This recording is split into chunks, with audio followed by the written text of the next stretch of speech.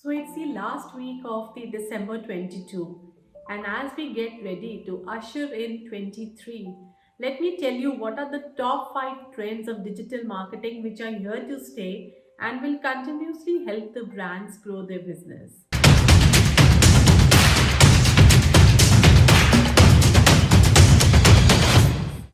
Hi, this is Ruhee, founder of a successful marketing agency, Event Marketing, and I run a very successful channel by the name of Digital Ruhee.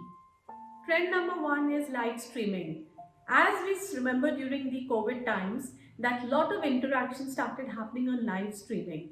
The Facebook, the Instagrams, and the Twitter suddenly woke up and they realized that there is a way you can reach out to your set of target audience.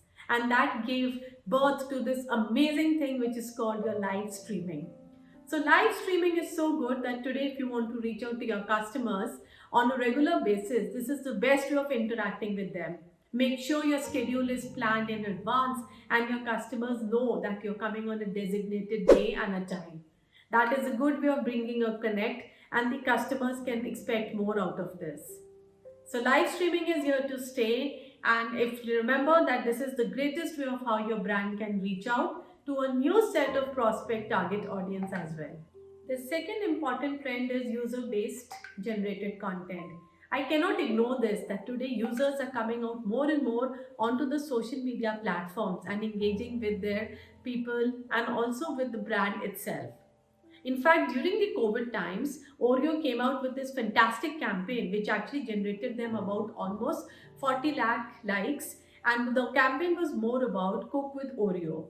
So they went about and people really got excited. They came out with recipes on what all they can cook with Oreo. This is a small case study on how the user-based generated content actually resulted in a lot of people coming out and sharing their views and their recipes onto the pages of social media.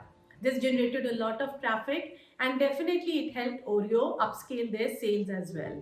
So user-based generate content whether in the form of polls, surveys, quizzes or any form of engagement is very important because that is what actually brings in the totality of how engaging the brand is. That brings me to the third kind of trend. The third content is all about macro influencers, micro influencers and nano influencers. But who are these influencers?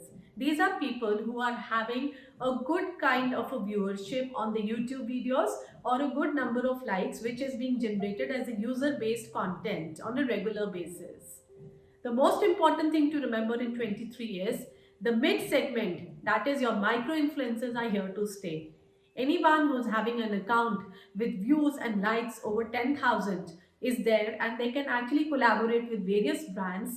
Brands in the turn also see some kind of a mileage by collaborating with such influencers. They reach out to a great set of target audience and the brand gets an humongous reach not only within the country but also on the international level.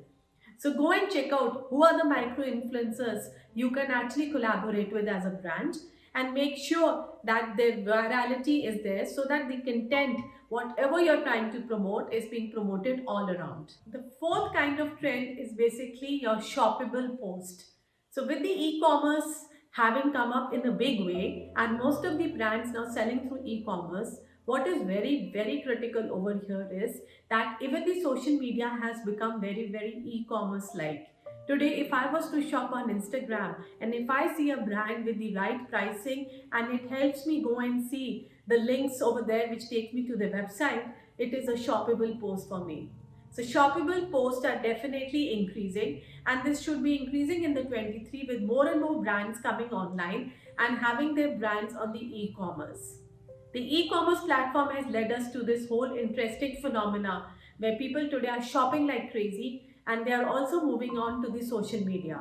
So integration of both is very critical and that is one of the trends which is here to stay for the 23 year.